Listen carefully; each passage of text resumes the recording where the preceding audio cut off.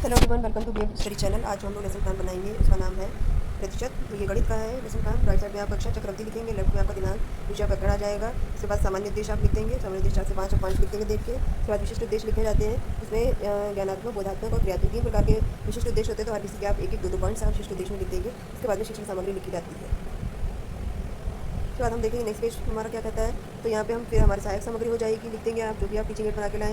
पूर्व ज्ञान बच्चों को क्या आता है पहले से। इसके बाद प्रस्तावना प्रश्न लिखा जाएगा। तो आपके प्रस्तावना प्रश्न में 2 आपके कॉलम बनेंगे। एक कॉलम में छात्र अध्यापक अनुक्रिया और दूसरे में छात्र प्रतिक्रिया। और क्वेश्चन आपके इस तरीके से होंगे कि इंटरकनेक्टेड होंगे, दूसरे से जुड़े हुए होते हैं और इस प्रकार से पूछेंगे कि बच्चे उनका कुछ ना कुछ आंसर कर ले जाएं। फिर लास्ट में आपका समस्यात्मक प्रश्न आ जाएगा कि बच्चा अब इसके आगे आंसर नहीं कर पा रहा तो अब वो आपका समस्यात्मक प्रश्न हो जाएगा।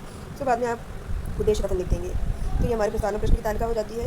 इसके बाद में हमारी प्रस्तुतिकरण तालिका आती है। तो यहाँ पे आप देख लीजिए क्या क्या कॉलम बनेंगे। क्रम संख्या, शिक्षण बिंदु, छात्र अध्यापिका अनुक्रिया, छात्र प्रतिक्रिया, शिक्षण विधि, सहायक सामग्री, श्याम पाठ्यकार। तो इस तरीके से आप सारे के सारे कॉलम बना लेंगे। पूरा कंप्लीट 2 पेज में प्रस्तुतिकरण तालिका बनती है। तो पहला हमारा जो मेन है, हमारा जो टीचिंग पॉइंट है पहला, यहाँ पे लाभ है। तो यहाँ पे हम क्वेश्चन पूछेंगे, विकासात्मक प्रश्न पूछे जाते हैं बच्चों से। फिर बच्चे इस वाले छात्र प्रतिक्रिया में अब जो बच्चे आंसर करेंगे वो आप लिख देंगे। उसके बाद में शिक्षण विधि हमारी प्रश्नोत्तर विधि हो जाएगी, सहायक सामग्री, चार्ट इत्यादि जो भी आपका है। श्याम पाठ्यकार में जो आपने ब्लैक बोर्ड वर्क किया वो लिख देंगे। उसके बाद में स्पष्टीकरण दिया जाता है कि जो हमने क्वेश्चन पूछे अब टीचर उनका स्पष्टीकरण देकर उनको एक्सप्लेन करेगा। तो यहाँ पे छात्र प्रतिक्रिया में आप लिख देंगे, छात्र ध्यानपूर्वक सुनेंगे। प्रेक्षण शिक्षण विधि में हमारी अब व्याख्यान विधि हो जाएगी क्योंकि समझाया जा रहा है। और यहाँ पे आप सहायक सामग्री जो भी बच्चा बना के लाएंगे, चार्ट इत्यादि वो लिख देंगे। श्याम पाठ्यकार में आपका जो भी आपने ब्लैक बोर्ड बच्चों को समझाने के लिए लिखा है। तो यहाँ पे देखिए ये फॉर्मूला है, इसको समझाने के लिए लिखा गया है। तो आप लिख देंगे श्याम पाठ्यकार में, ठीक है। इसके बाद दूसरा हमारा टीचिंग पॉइंट हो जाएगा हानि। तो यहाँ पे पहले आप विकासात्मक प्रश्न करेंगे, जो भी बच्चे आंसर करेंगे छात्र प्रतिक्रिया में आंसर लिख दिए जाएंगे बच्चे जो आंसर करते हैं। उसके बाद शिक्षण विधि जो भी आपकी है, यहाँ प्रश्नोत्तर विधि है। और सहायक सामग्री में आप सहायक सामग्री जो बना के लाएँ वो लिख देंगे, श्याम पाठ्यकार लिख देंगे।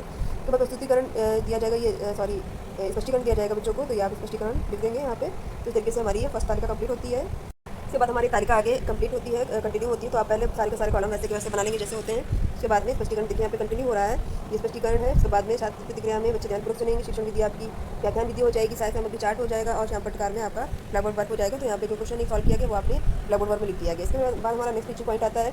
तो यहाँ पे भी आप देखिए विकासात्मक प्रश्न पूछे जाएंगे, बच्चे उनका आंसर करेंगे जो भी उनको आंसर आता है या नहीं आता है। उसके बाद में प्रतिशत यहाँ पे प्रश्नोत्तर विधि हो जाएगी, सहायक सामग्री जो भी आपने बना के लाए वो आप लिख दीजिएगा, श्याम पाठ्यकार में आप ब्लैक बोर्ड वर्क आपका हो जाएगा। फिर इसके बाद में देखिए स्पष्टीकरण दिया जाएगा बच्चों को, क्योंकि क्वेश्चन पूछे हैं अभी बच्चों ने आंसर किया, आप उसको सही से एक्सप्लेन करेंगे।